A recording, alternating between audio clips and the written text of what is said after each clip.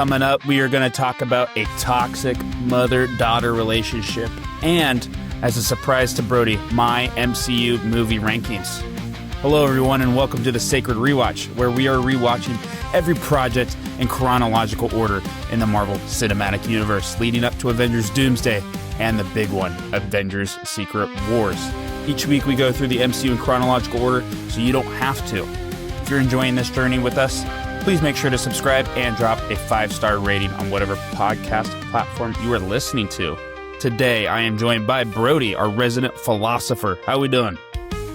I'm doing good, man. Doing good. You're gearing up for a big trip, I hear. Oh yeah, there might be something in the works here. You want to tell our listeners where you're heading to? I'm going to Disney World. That's where I'm going. That's it's awesome. It's like you just won the Super Bowl. It is. It's better. You want to give a little sneak peek of maybe what you're doing? I know this is a Marvel platform. I'm assuming you're going to go on Guardians of the Galaxy Cosmic Rewind. I know. I missed the September 21st or the November 21st celebration thing they do there. But other than that, I'll be checking out. Do they do a celebration for September 21st? They do. On the ride, they play September by Earth, Wind & Fire all day. Oh, they don't do the mix-up? The mix-up? Or the randomization? Or like the randomization? No, but like on that day, they don't. Oh, wow. That's pretty cool. Because it's just the 21st night of September, so they just loop that song. I just found that out. I was doing the news episode. So I didn't know about that. I like that. I'll be missing that. But other than that, definitely going to Cosmic Rewind. Because I've only been there like twice.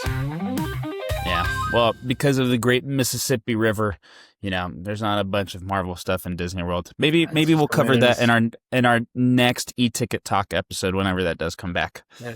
Yeah. Today, though, we are going to be talking about Jessica Jones Season 2. It's these episodes or these seasons that we go through are always super interesting to me because I have no preconceived notions of what Jessica Jones Season 2 has to offer and also what it relates to the MCU. At this point, I really have no expectations that this is going to relate to the greater plot of the MCU ever. Especially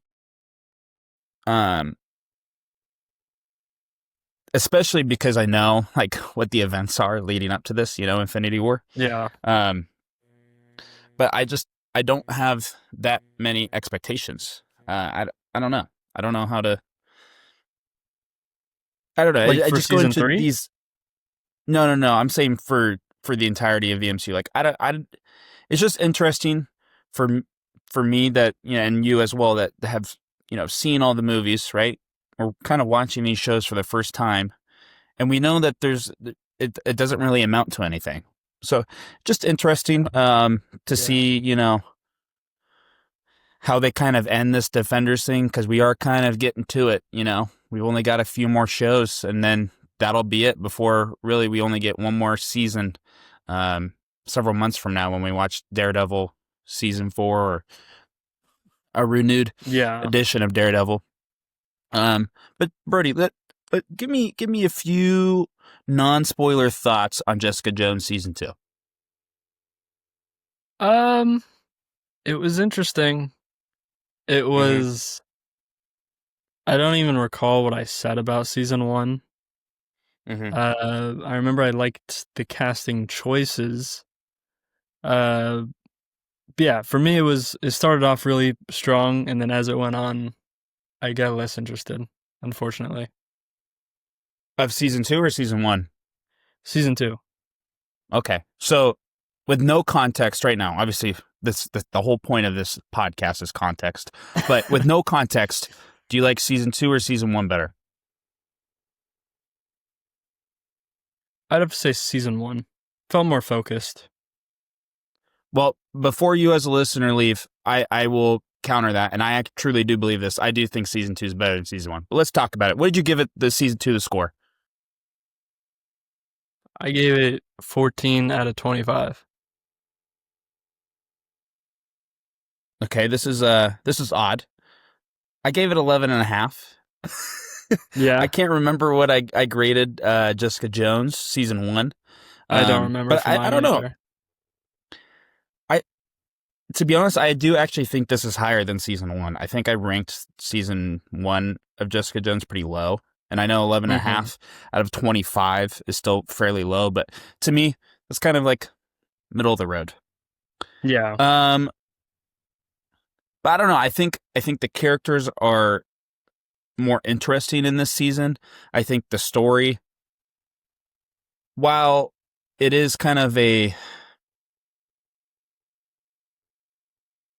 expected storyline almost, I was kind of hoping for a little bit more of a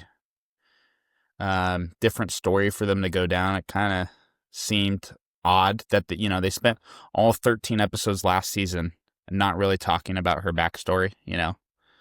Her Yeah. Jessica Jones specific backstory, and then season 2 they Yeah. finally decided to go down that rabbit hole, especially following the events of the Defenders. Hmm. But those are my initial thoughts. But episode 1, I think it's really interesting that Hogarth uh, hired her competitor. I, and I don't know. I feel like the first episode's kind of like all over the place. What are your thoughts on like the first episode or the first couple episodes? So are we getting into spoilers? Yeah, we're all in now. Okay. So the first episode I was actually really enjoying. Like I said, I think I was coming off of Punisher and I'd been watching some Marvel stuff all week and I was in a good Marvel mood. You know what I mean? Cuz that's how it hits Yeah, sometimes. Like I feel yeah. like being a fan of something like this, it's not like you're a total fan or you're not a fan. It's just you have some days where all you can think about is the problems with it and other days where you're like, "Oh, but I do love it." You know what I mean? And I'll tell you what, I feel like lately we've had quite a few down days, but let's stay on the positive now. Well, I mean, so yeah, so I was going in very positive, and I was actually really liking returning to like the jazz noir style. Like Mm-hmm. I loved the jazz music. I love that they were watching like detective movies on the side of the building. I thought Mm-hmm. there was tons of fun stuff happening there, and the overall tone seemed good. They were doing mostly like nighttime stuff with her, Mm-hmm. which just felt like it was more of a vibe than the daytime stuff we were kind of getting in Defenders a lot. Um, And yeah, I thought it was a pretty interesting setup. You know what I mean? Like, I agree with you that some of the plot things probably should have been dealt with in season one, but it Mm-hmm. kind of felt like oh, you can't escape your past kind of fun thing to Yeah. delve back into. And uh, I actually, because we just recently watched, I guess it wasn't recent, but we rewatched Black Widow, and I was kind of thinking about that when Mm. Natasha has to, like, she finds out, like, oh, the Red Room's still going on. So, like, I felt Yeah. like that's how Jessica Jones was like, oh, yeah, like, I might have gotten out of there, but they're still doing shady stuff. You know what I Mm-hmm. mean? So she feels obligated to look into it more and to help more. It's an interesting tie-in that you made. I didn't really think about it that way, but it is kind of like essentially the same plot device. You know, Yeah. like Black Widow was around for a long, long time, and obviously when Widow was released versus where it is in the timeline, very retroactive. Yeah. Um, so that's interesting to bring that up because I didn't think about that, but you're 100% right. I have a question for you, and I feel like now that I can look at this whole season, in the past, do you think like I feel like what was the last or the only TV show from the Defenders that we've seen that tied to the Defenders? This isn't the first season, right, that we watched post Defenders, besides Punisher, of like the true Defenders, or is it? I think it is because we haven't seen Daredevil or Iron Fist the next seasons. Oh, you're right. This is the first show post Yeah. Defenders. Well, okay, so let's talk about that because I feel like I'm I don't want to say rubbed the wrong way, but I feel like the Defenders like didn't really serve a purpose in the transition to season 2. What are your thoughts? I'm 50-50 on it. Like, I felt like it was, I was more interested in the start because I was like, oh, we don't like. I love when stuff carries on after something, but Mm-hmm. I like it to be like loose. You know what I mean? Yeah. Like in this, it didn't feel like there's like many connections at all. You know what I No. mean? But like in Avengers, like I love. I'm gonna have to check real quick and make sure this is plugged in and charging actually, because I do not want this to die mid episode. So tech break real quick. No worries. I'm gonna talk about why I bring this question up because the Defenders, the series, the singular series that they did is kind of like the Avengers for the street level Netflix shows that we've been watching. Yes. And post Avengers, we get Iron Man 3, Thor: The Dark World, um, Captain America: Winter Soldier, which all deal with the events of the Avengers. It was a very um, uh, I almost want to say, I mean, it is a nexus event for all those movies. They constantly reference it, and there's reasons of why the characters are the way they are. Totally. And I know we're only, one season in post Defenders, but like we really didn't get anything, in my opinion. Yeah. I Well, like to like see growth after those big events, and I just feel like we yeah. didn't see that from Jessica Jones specifically, or any of her side characters I don't think any of them were in the Defenders. Maybe was Hogarth was in the Defenders, wasn't she, for a little bit, or no? I feel like she had to have been. She's in almost every I show. think I think she was just That's for a why it's little bit. blurry for me. But But that like, was I kind of like a completely agree with background of you. why I asked that question. Yeah, I completely agree with you. But with series, I think it's more tough. Like Avengers, everyone at that time knew that if you're in the MCU, you watched Avengers. You know what I mean? Yeah. And like, I know that most people watching these shows probably did watch Defenders, but shows have like more like super focused, not singular stories. Mm-hmm. Like I feel like a movie, it's easier to carry on. Like, oh, well, we got to jump into this hour and 30 thing, but we can take 10 minutes to talk about the last movie. Like I feel like since they're more singular, complete stories, it's easier.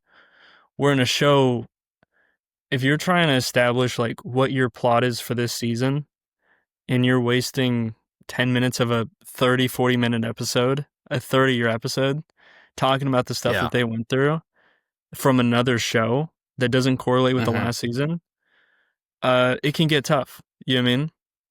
Yeah. So I kind of gave it a pass because I thought, like, is the time that they spent building the plot that they're setting up for this season better than what I think I would have gotten out of, like, oh, do you remember Daredevil? Do you remember, you mean?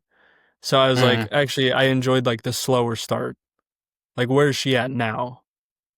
I do agree with you that I do like the connection, but I did enjoy being reintroduced and focused on her again as her own character. Yeah. I mean, would you have liked to see this season of Jessica Jones before Defenders, so you would have had a little bit more backstory on her? I know, obviously, where she is at the end of the Um, show is, does affect her character. But would you have enjoyed to see, a majority of the story of, her mom, how she got her powers, her backstory? um, honestly, I don't think so. I think it's more interesting to be reminded that like you're not done with the character. You know Mm-hmm. what I mean? Um, I feel like you could have made it work, or they could have had it referenced more like why this is happening. Mm-hmm. Like if someone in the team was like, or like she could have been inspired by Punisher. You know what I mean? Like I know she says she's not a murderer, but she could have been like, oh, I'm gonna go back and like try to fix some of the people that like wronged me. You know what I mean? And Yeah. investigate that more. Then that might have been more of a lead in. But Mm-hmm. I think it could have worked how you're saying, but I don't know what other plot point would be more interesting to come back to. We'll have to see with season 3 if Yeah. they come up with something that's as interesting for a season arc. Mm-hmm. But I thought this was a really great way to be like, okay, we have a plot like right away, instead of being like, oh, they didn't have anything planned. You know what I mean?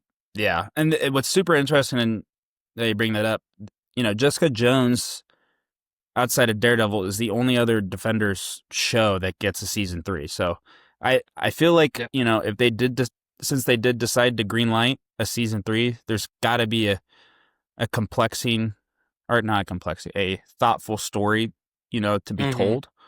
Um, which I feel like almost season 3, whatever it is probably what I was expecting more from season 2. I didn't really expect them to go Really? down the backstory route now. And I think Yeah, I that was mean, just kind now of that they where have my that brain was settled. at. And I think that's just where my brain was at after Defenders. I didn't think they were going to backtrack after that big event. That's Yeah. just my opinion, though. Yeah, I Well, what mean, what else do you think? I got a lot of thoughts. I've wrote down a lot of notes, but give me some more thoughtful Brody thoughts. well, I was just gonna say one more thing about the season order. It would have been interesting to see how you're saying like this as season 1. Mm-hmm. You know what I mean? Like, what would it be like to be like, oh, the facility's done, but Kilgrave's still out there? You know what I mean? Like, what would Yeah. that have done to the character? Would the. But I feel like even then it wouldn't work as well because I feel like this order makes more sense because she's going, oh, Kilgrave, like, harmed me directly, like, as a person, Mm-hmm. Yeah. right? Where in this season, it is much more like they are hurting other people. And she's Yeah. struggling with, like, the murder thing and if she's a hero Mm-hmm. or not. And she doesn't want to accept that. And a lot of that is probably because of the guilt and stuff. Mm-hmm. So I feel like this season's story was serving that a lot in this order. Yeah, and I do agree that this does tie to season 1 very well. You know, Yeah. dealing with, and I think specifically she brings up that line, like how easily when she did have the chance to kill Kilgrave, how easy it was for her. She's Yeah. like I didn't have to do anything. Literally snapped his neck. Right. Like probably for us or our context is like snapping a thumb, like that easy. Um, Yeah. and I wrote this down in episode 2 because I really do think this is a great line.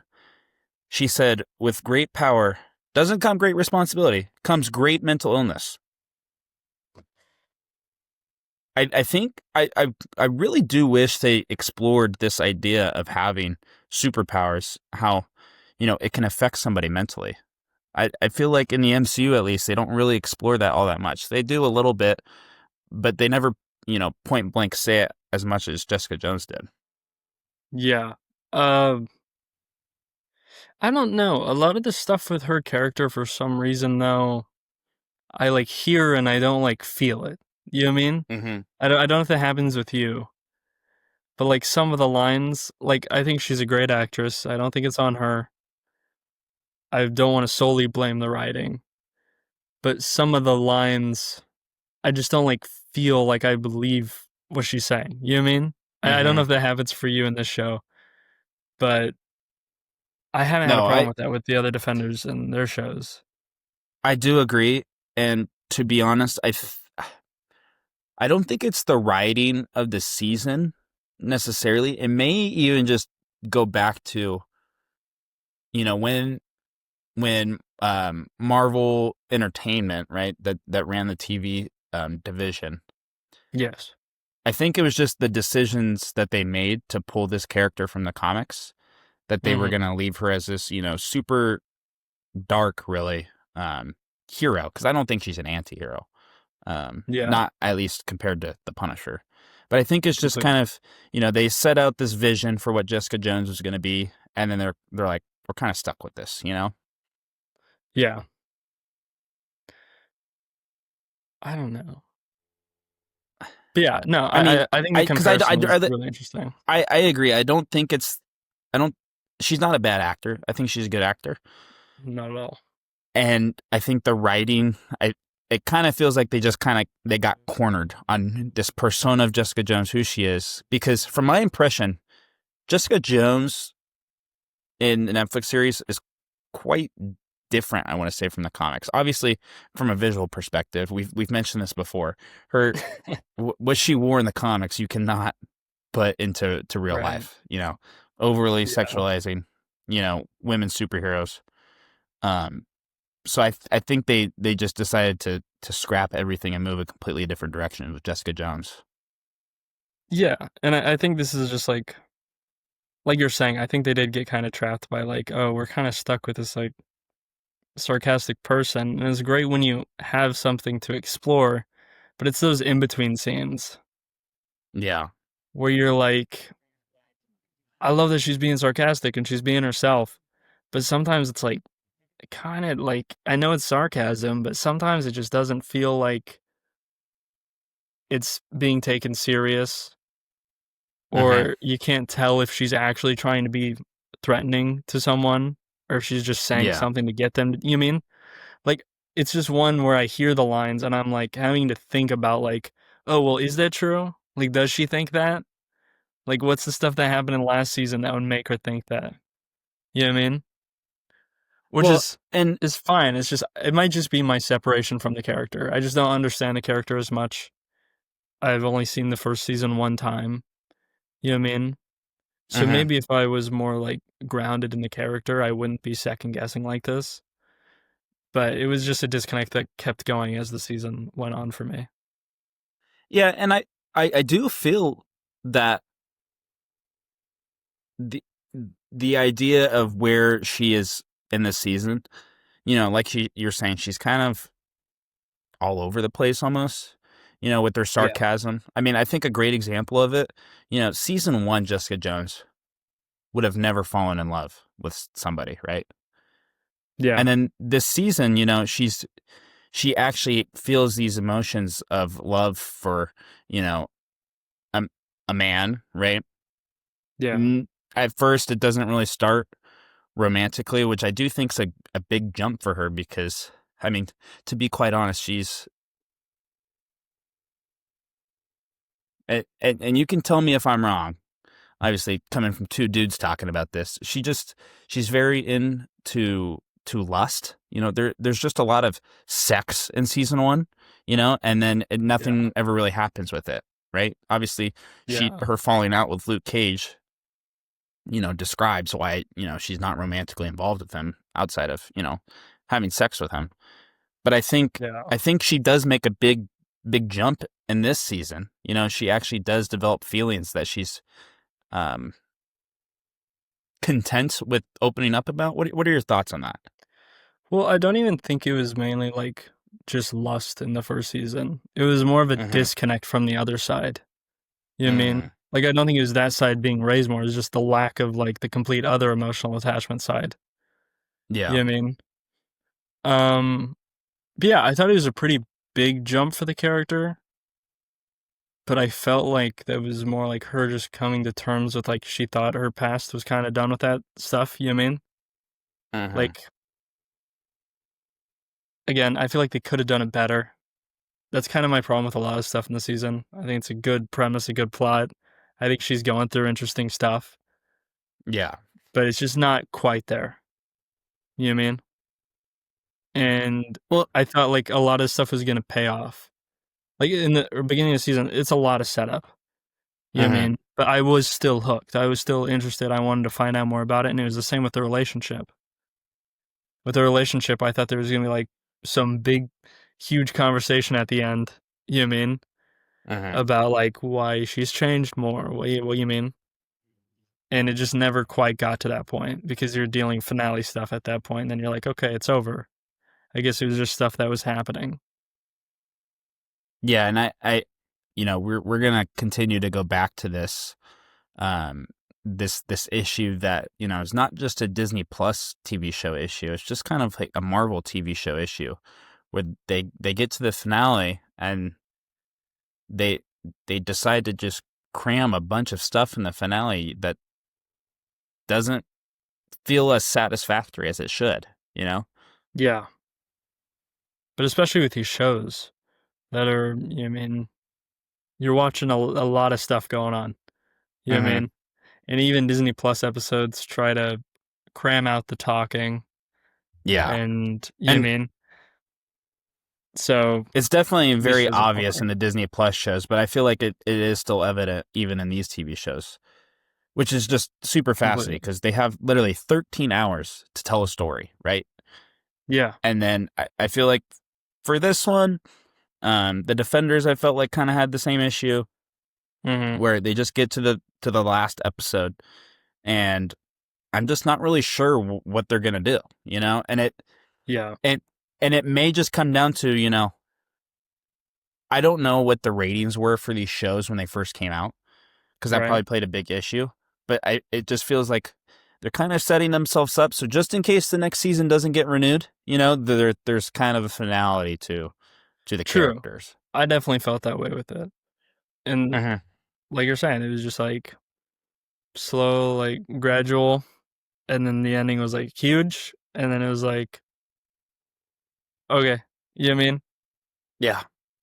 But like I feel like the middle of the season was kind of a dip down.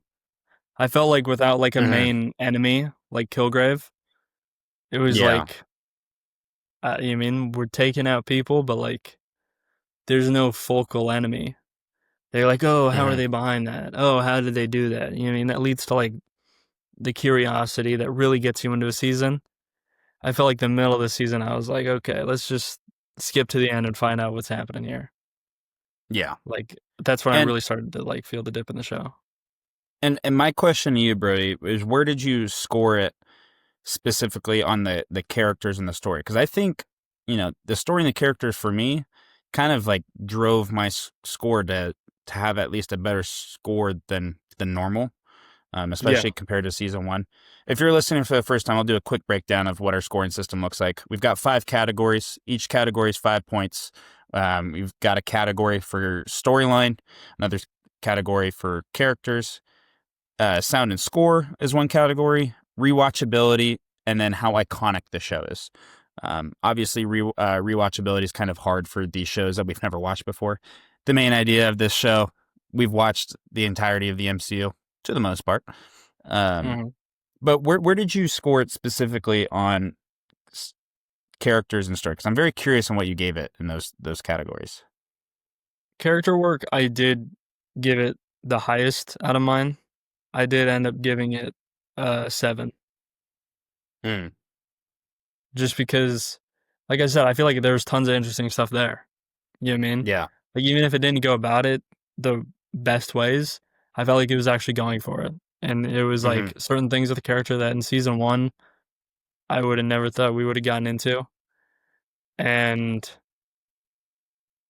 I don't know, like I did feel like a better connection to her as a character, but as a whole that kind of let me down in other parts of the story. You know what I mean? Because I was like, Yeah.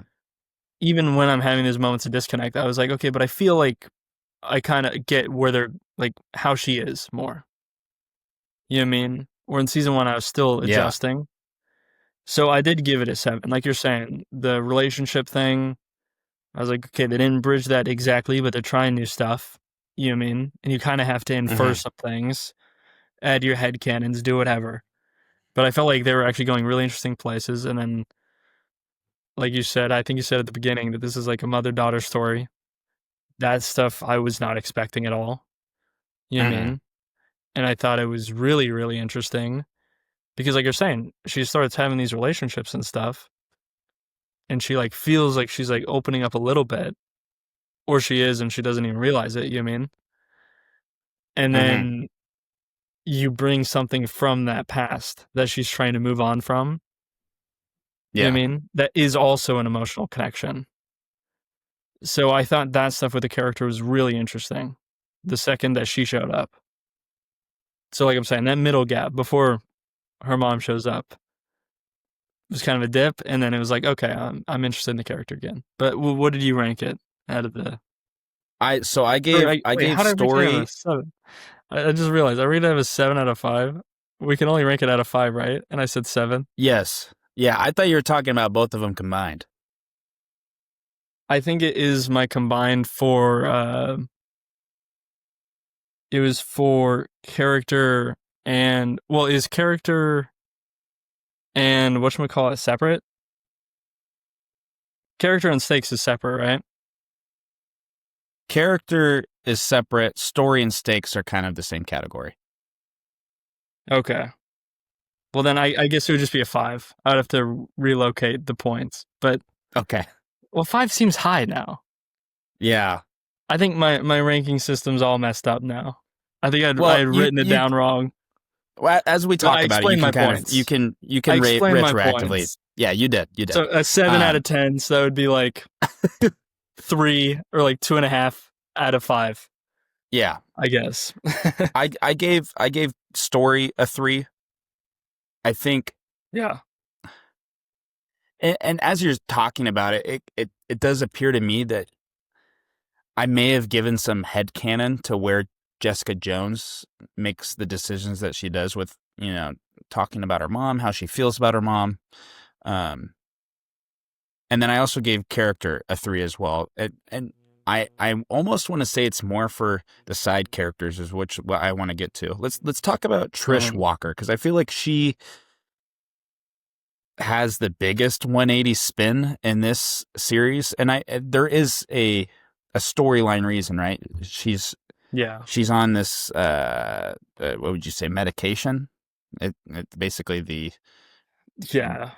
I think since season 1, breathalyzer. she was struggling with like the addiction and stuff. Yeah, they do explore that a lot. So how do you feel about Trish Walker's character arc in this show? I felt like she was also supposed to be a reflection of Jessica. Like even if Jessica's getting better and stuff, like she's like constantly reminded like her addictions and her problems that she's had. You Hmm. know what I mean? So I felt like she was a really great mirror and it in kind of Defenders related. I felt that way sometimes with like Foggy and Matt. You know what I mean? Yeah. Like where I feel like the side character's like main point is reflecting the other character.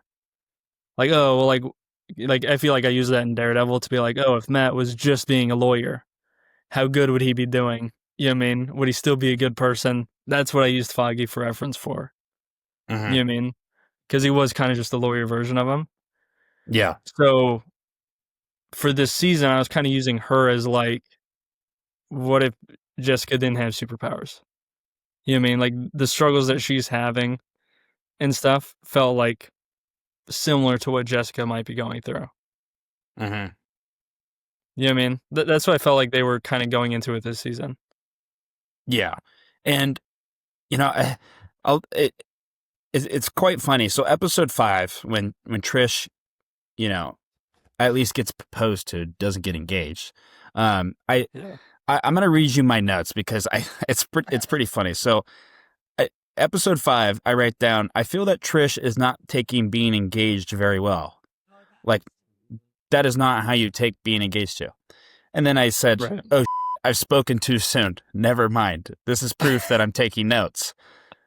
Um, Right. so at first it was going to be a ding on Trish's character, but then I realized, oh, that's actually good acting because she's not saying yes. Exactly.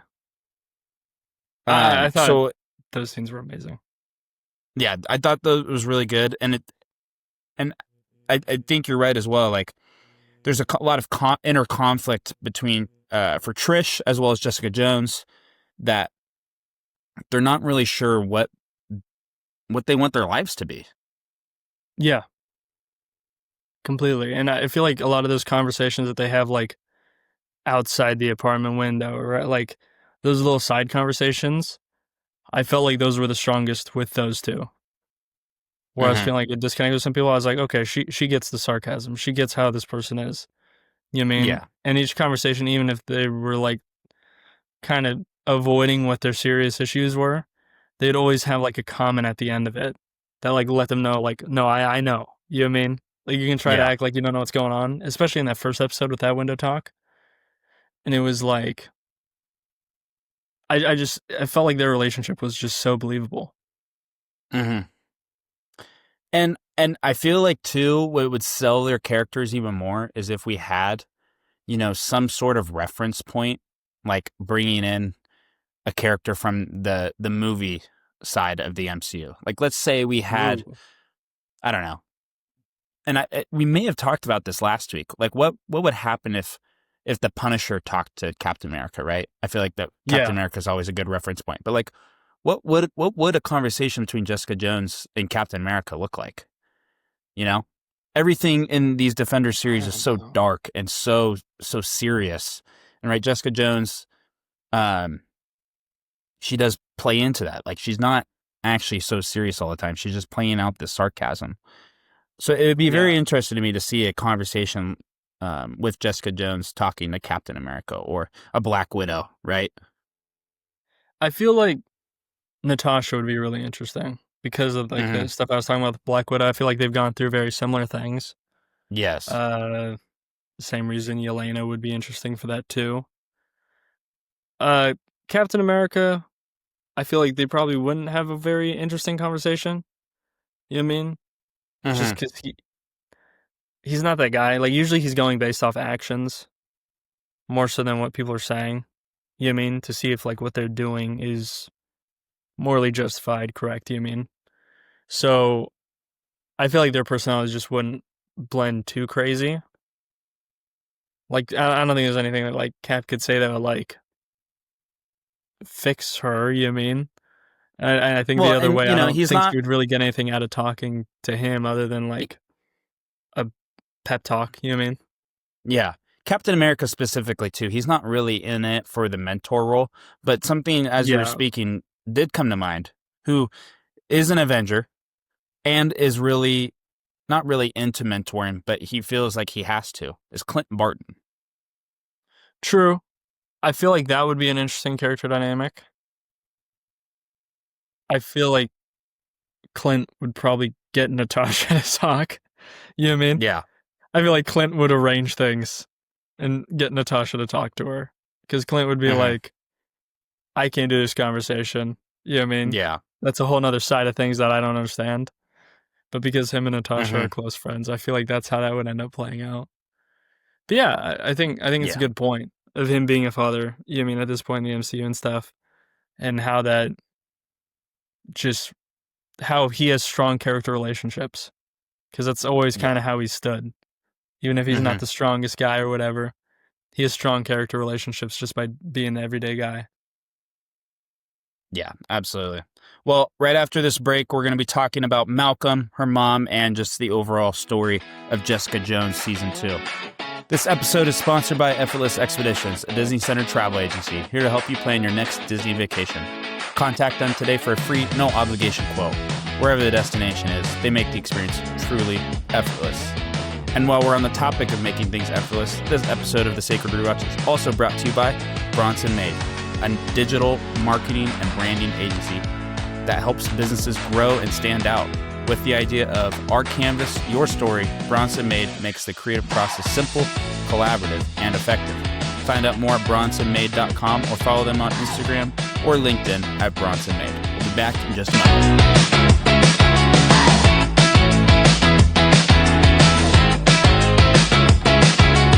And we are back. So, I said we were going to talk about Malcolm, Jessica Jones' mom. Malcolm is extremely interesting because if you would have told me, 3 episodes into Jessica Jones season 1, is Malcolm going to be a key character to Jessica Jones' story, I would have said absolutely not. The guy's a druggie, you know. But Right? he's turned his life around. He's a businessman now. He's actually Yeah. taking his life seriously. What are your thoughts on Malcolm? I think it's another reflection similar to how Trish was. You know what I mean? Uh, but yeah, I did not think he was ever going to come back, especially in season Mm. 2. I thought it was one of those, do we need this character? Do we need to Mm-hmm. pay for the actor to return? Probably not. Let's focus on the story.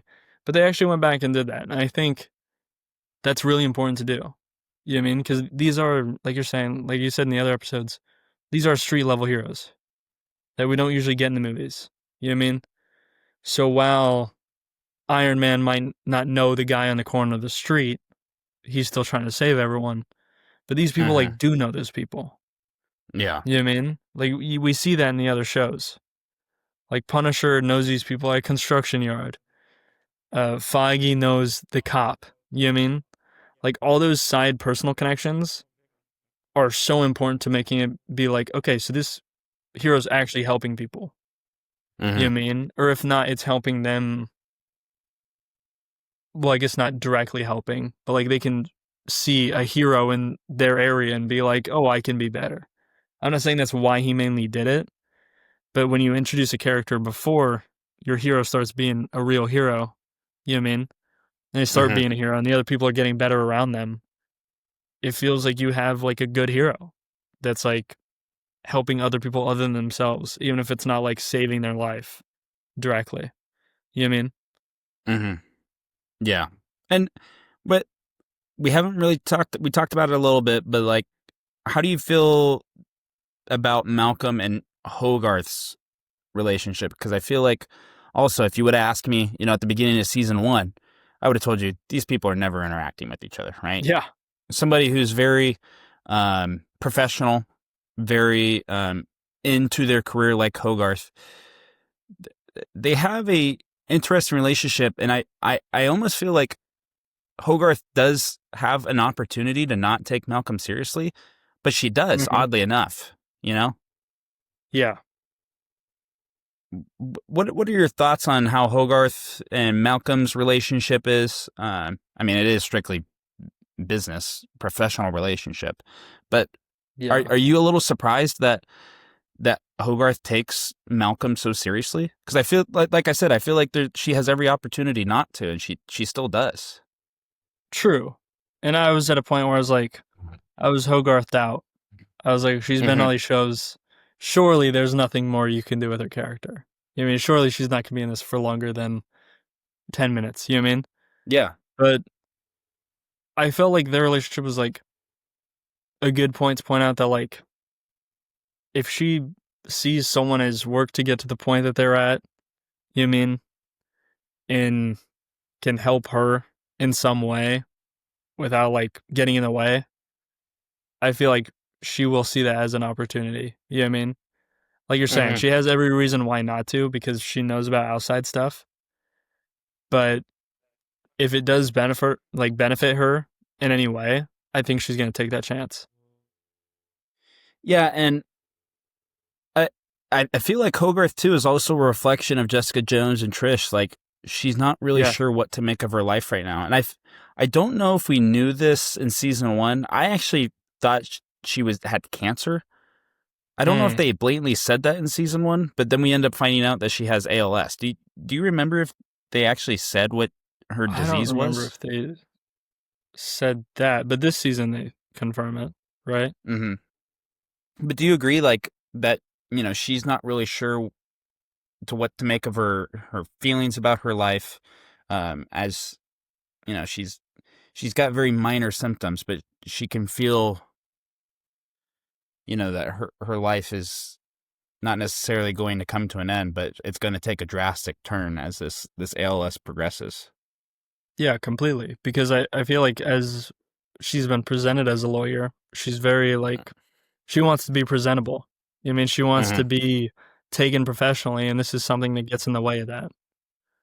Where like when people find it out, like it's what people are going to be thinking about when they look at her and not taking her. Like they'll probably still take her serious as a lawyer, but I feel like it's kind of like breaking down her boundaries of like looking like a professional, acting like a professional. You know what I mean? Yeah, So I feel like that in a way is like a very like tragic way to break down a character. And like you're yeah. saying, I don't think she knows where she was at this season. You mean? No, and I I wrote this down in my notes somewhere, and you can tell me if I'm wrong for feeling this way. I actually feel like Hogarth carried a big majority of this season. I was very compelled by Honestly, her yes, story, by her character arc.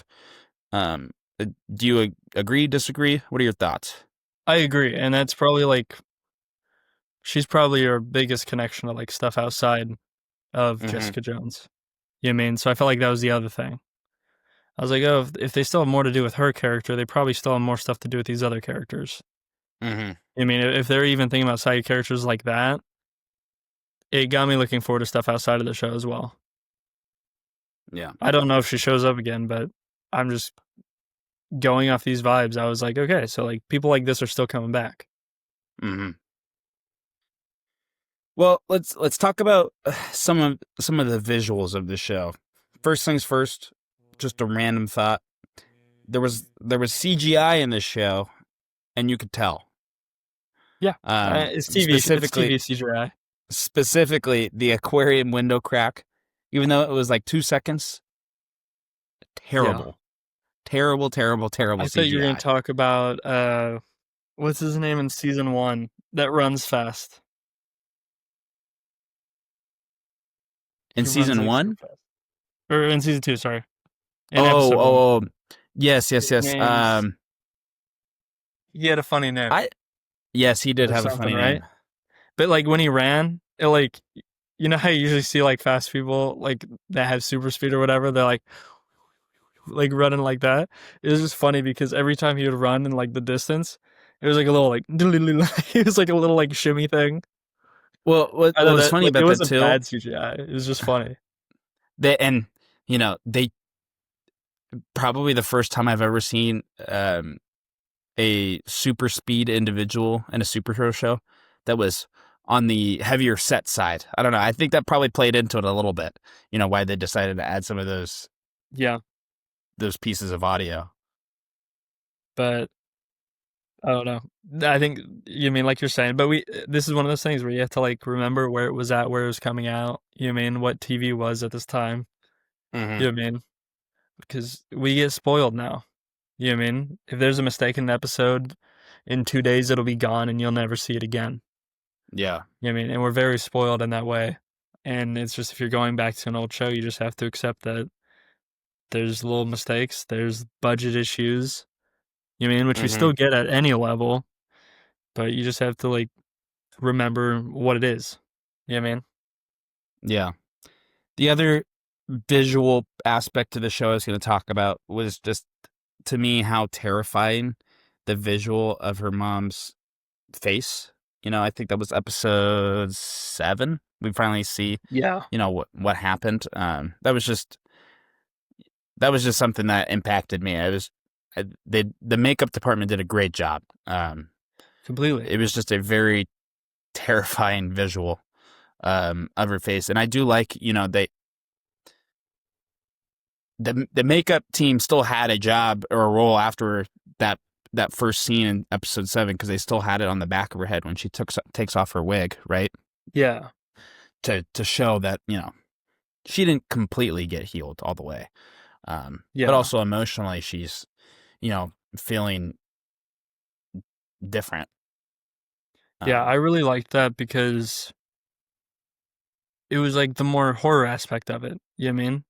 mhm. Like we talk about these shows being darker, and that doesn't always mean like a gallon of blood coming up after each punch. You Yeah. know what I mean? And I love Punisher, but like that's one where that's happening a lot. And it kind of when people push these shows as like dark and gritty, it's like okay, but like are they using it to their advantage? Does it Mhm. play in the story well? And I thought that was an example of like okay, it plays into the story. It's justifyingly like horrifying. You know what I mean? Mhm. So I thought it was a really great like twist. Like I just wasn't expecting it because most of the stuff like you're saying is CGI or something when they do something like that. But it felt so grounded, and like that's what made it Mhm. like actually like terrifying. Yeah, I would agree. And I feel that this is kind of a good transition, towards the end, because we've been talking about a lot of just overall themes of this show, where the Hmm. characters are. But how do you feel truly about the end of the show? Whether that's the last couple episodes, we did kind of talk about how the finale, felt rushed almost, didn't really feel um, satisfactory. But I, I will tell you, I feel like the end of this season feels similar to Daredevil season 2 on the aspect of everybody feels so apart from each other at the end of it, Yeah, you know? Um, Partly because Trish killed Jessica Jones' mom. Um, that'll do it. that tears people apart. Um, That'll do it. but I don't know. I feel like Daredevil season 2, I think I asked the same question. I have no idea how these characters are going to meet up again, right? And I feel the same way at Yeah, the end of this season. Like, I have no idea how they're going to, you know, redeem their relationships, come back together, and start talking. but I liked it because it was also like this is an essential thing. You know Mm-hmm. what I mean? Like Civil War, like you're saying, Daredevil. It's better to have the boy band break up and then get back together. You know what I mean? Like it's just Yeah. more interesting to be like, oh, they have all this drama and stuff. You know what I mean? How are they going to get past that? So I thought that was like, even with the ups and downs of the season, it was like okay, but like we'll see season three. You know what I mean? I feel like each of the seasons of these Netflix shows, pretty much I start every season with like fresh eyes. You know what I mean? I Mm-hmm. think the only one where it's really going to carry over and I'll be thinking about like season one and how I feel about it is Iron Fist. Mm. You know what I mean? But really, like, I feel like the two seasons of Daredevil are different. I feel like the two seasons of Jessica Jones are pretty different. You know what I mean? Mm-hmm. Even with the same characters. So I feel like it's kind of nice because I'm like, okay, what is season three? And then you can kind of pick and choose what your favorite season is. You know what I mean? Because I feel like Mm-hmm. we are getting pretty different stories throughout these seasons. Yeah, absolutely. Do you have any? I feel like I've given all my thoughts on this season. Do you have any final thoughts before we kind of transition to our next talking point for this episode? I just agree. Like, other than the team like getting back together, I just don't know where we're going with Jessica's character. You know what I Mm. mean? And Yeah. I'm just interested in the show overall. Like, I don't know how. I wish I was around when the show was coming out, like in the fan base, Mm-hmm. and like looking at that because I wasn't in that side of it. Because, like you're saying, this show got a season three. You know what Mm-hmm. I mean? And there's a lot of people that really like this show. You know what I mean? Like Wyatt especially likes it too. You know Mm-hmm. what I mean? So I've seen that with people. And I just haven't quite gotten to that point. You know what I mean? So I don't know. Maybe season three is what got people to that point of loving Jessica Jones and stuff. Mm-hmm. Or I just don't know if it's like, okay, the show is okay, but we just want the actors to come back because they're good actors, and if they're written differently, they can be good. Yeah. You know what I mean? And what I also feel the same way. I'd be very interested to see as a fan how I would interact with the rest of the fan base. You know, would I agree, disagree? Because I also feel like right now I kind of, and you probably disagree as well. You know, there's just a lot of hatred going on in the MCU right now. Um, Yeah. and I feel as if we were a part of this right now and we were looking at what the fandom would be saying right now, you know, especially if this was a weekly drop, I Mm-hmm. feel like there would be a lot of speculation, almost off, not based rumors saying, you know, something random like Captain America is going to show up in the finale of Jessica Jones. Here's the reasons why. And then it doesn't come through. And then at the end of the season, people are going to say, oh, this was a terrible show just because this didn't happen, you know? Yeah. Because I know for a fact that happened off a lot with Agents of S.H.I.E.L.D. I didn't Yeah. watch Agents of S.H.I.E.L.D. when it came out, but I do know of all the speculation that happened. And that's also because there was 7 seasons of Agents of S.H.I.E.L.D., right? That's just True. a lot of TV. Um, Yeah. but there was also a lot more intertwined MCU stories that were in Agents of S.H.I.E.L.D. Obviously, especially the Punisher season 1, which we just talked about last week, and Jessica Jones season 2. You know, we're fairly removed from the MCU right now. There was no mention of the Battle of New York, Completely. rightfully so. There was no need to. Yeah. And there's not really many references besides, you Mhm. know, to the rest of the Defenders. And this one we really only had Hogarth, which is still an original Jessica Jones character, and Foggy, which we had for, I don't know, 5 minutes. Yeah. But I feel like I say this at the end of every single one of the Netflix shows. I don't know. I'm just gonna keep watching. Yeah. Like, I don't know if I would recommend this to someone. It's like if you're a Marvel fan and you're just like, I need something Marvel because there's nothing coming out right now. You know what I Yeah, mean? It's like watch an episode or two, see if you like it. You know what I mean? I I don't would feel like strongly about this where I could be like, do you feel strongly about it? no.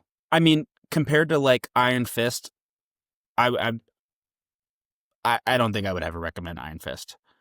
No. Even if there was, you know, like we're in the turn we are right now, a year and a half basically of no Marvel content. Still don't think I would Yeah. suggest Iron Fist.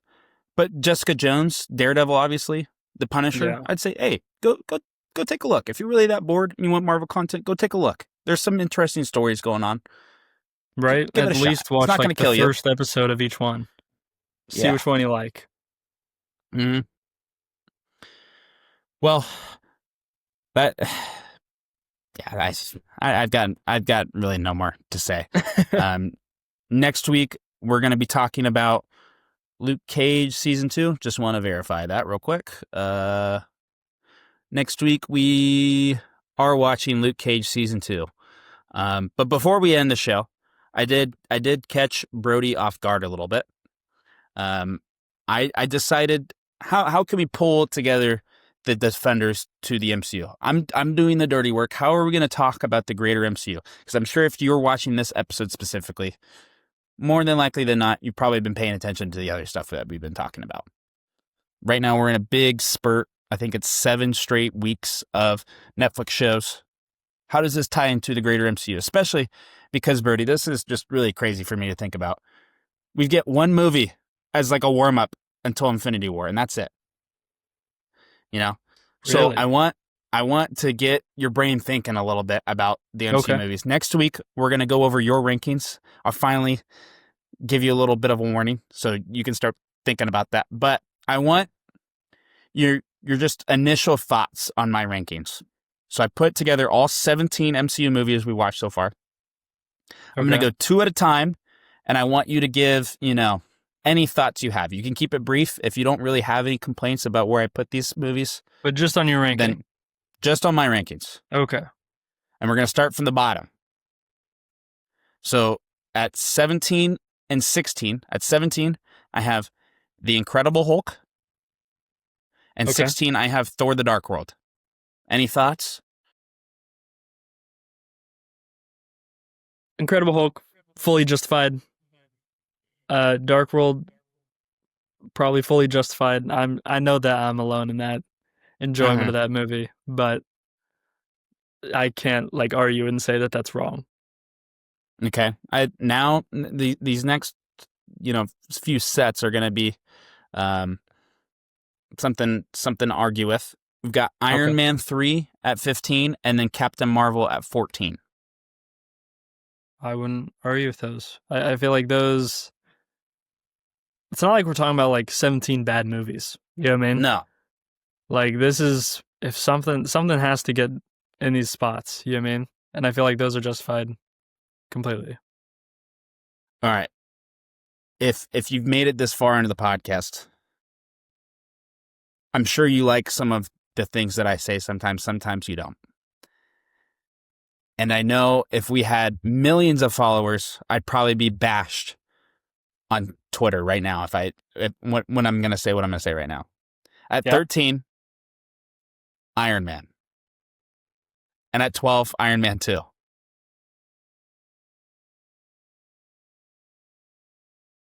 We've got radio silence for Brody right now. Yeah. And I don't think the connection's bad. It's not that bad. I would at least switch them around. Okay. But, okay. You know what I mean? Yeah. It just depends on what kind of person you are. If you like the origin story, or if you like already got the characters and you're set up for fun. So I can't blame you for doing that. But just so I wouldn't get attacked by the Marvel community, personally, I would probably switch those around. But then again, everything I'm saying this week, I could get down to ranking them, and then next week I'm going against everything I'm saying. So this puts me in a really interesting spot. Yeah, that's kind of why I did want to catch you off guard, just to see your initial thoughts. Because I feel like if I gave you a warning, you'd have some preconceived notions, especially if you put together a list already. Mm-hmm. I just think it's an interesting conversation. At number 11, I have Doctor Strange. And at number 10, I have Thor. Okay. That's how I would rank those 2 movies. I'm going off of that right now. And we talked about this when we talked about Doctor Strange. I am a little surprised about where I had to put Doctor Strange. I wasn't as pleased about that movie as I thought I would be. Yeah. I think mainly it's the fact that it had to kind of ground the magic. You know what I mean? Like Thor, I'm just letting myself just go into the fantasy of it, you know what I mean, and the world building and stuff. And while Doctor Strange explains stuff really well and how it works, I would rather jump into Thor. So. At number 9, I have Ant-Man. And number 8, I have Guardians of the Galaxy. I forgot about Ant-Man.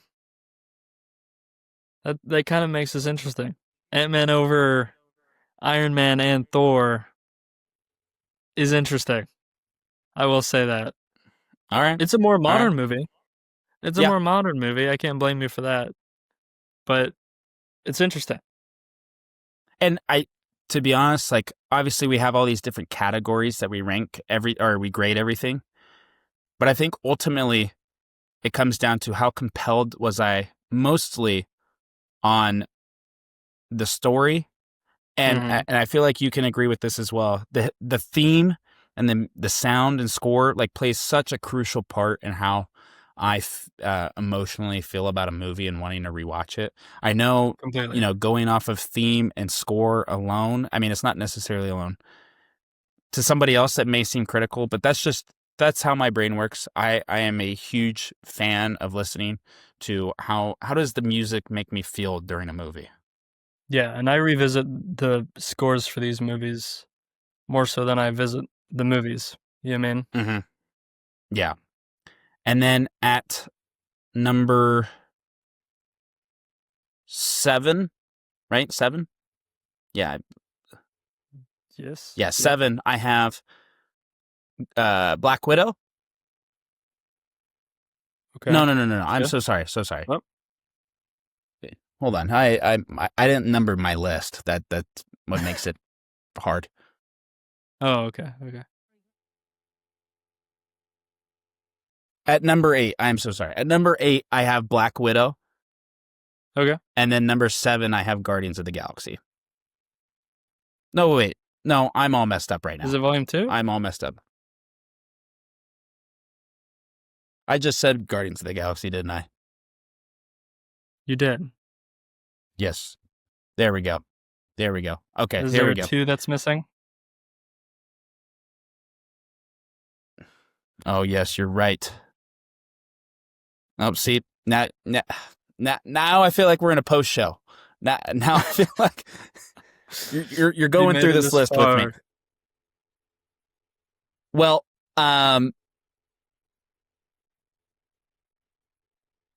I guess I'll have to scrap it. I need to come back What? together and give you an actual list. Oh, I thought you just need to add it so too. I just need to put. Let me go back through the list real quick. I forgot Okay. Guardians of the Galaxy Volume 2. We have editors. They deal Yeah, with we this kind do. of We stuff. do. We have All right. 500 editors on the job. A quick rewind. The Incredible Hulk, Thor: The Dark World, Iron Man 3, Captain Marvel, Iron Man 2, Doctor Strange, Thor, Ant-Man, then Guardians of the Galaxy Volume 2, because you know how I feel about that. I know you're going to disagree strongly with that. That's okay.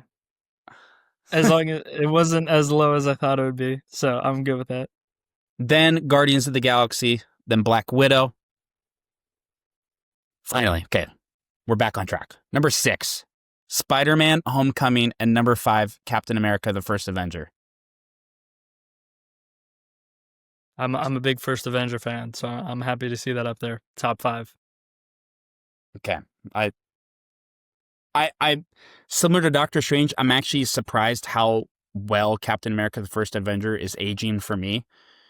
Yeah. It's not typically a movie I rewatch often. I've obviously seen it multiple times, but Mm-hmm. I am surprised like how much I enjoyed that movie and like how much do I think about watching that movie again. Obviously, I'm not Yeah. rewatching any of these projects again while we're in the rewatch because I don't want to give any bias, but when the rewatch is over, like I'd be very interested in watching that movie again. Yeah. At number 4, we have The Avengers, and number 3, I have Avengers: Age of Ultron. That's how I'd rank those two. I think Age of Mm-hmm. Ultron is more character focused.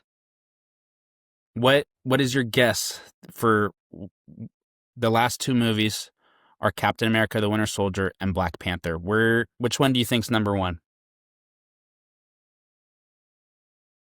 It's gonna be Winter Soldier is gonna be number 1. Yeah, I know we you'd be just right recently about watched that. Black Panther, but Black Panther, damn good movie, but it is. I think the final fight really just changes my mind on what has to be number 2. True. I gave Black Panther at the 2 slot, and at number 1, as of right now, Captain America, the Winter Soldier. Overall, do you think I'm based? Obviously, we had those technical difficulties in the middle of that, and I apologize. How do you feel about my list? I don't think it's a bad list. There's nothing like egregious where I'd be like, you can't put that there. But yeah, I don't know. It's interesting that Winter Soldier always, like, for a lot of fans, ends up being really high, like really high up, because it's like it has a whole different genre thing. You know what I mean? With the spy thriller government stuff. You know what I mean? It's more like a Jason Bourne movie kind of thing, with being on the run and stuff. So it's not like what you think of when you think superhero. So I think it's really interesting that the MCU made something like that stand out. Yeah. And I don't know what that says. If we need more superheroes, or if we need more real grounded superhero stories like that. You can kind of go either way with it. If it's like, oh, we should have like a more comic-y superhero out there. And what would be very interesting, obviously, is to see how this list continues to develop, especially post Avengers Endgame. You know, where some of these modern projects line up to everything else. I feel like that is when we have really interesting conversation about, you know, how does an Iron Man 2 line up to the Eternals, right? Something like that. You know, projects that came out 15 years apart from each other. Like, why are they, you know, are they closely related? Why is one bigger than the other? You know, always interesting conversation. Well, next week, like I said, we're going to be talking about Luke Cage Season 2, and we're going to be hearing from Brody's top Marvel movie list rankings. And that is going to do it for this episode of The Sacred Rewatch. We hope you enjoyed diving back in the timeline with us. New recap episodes are coming out every week leading up to Avengers Doomsday, wherever you are in the multiverse. Thanks for making The Sacred Rewatch part of your journey for all time, always. See you guys.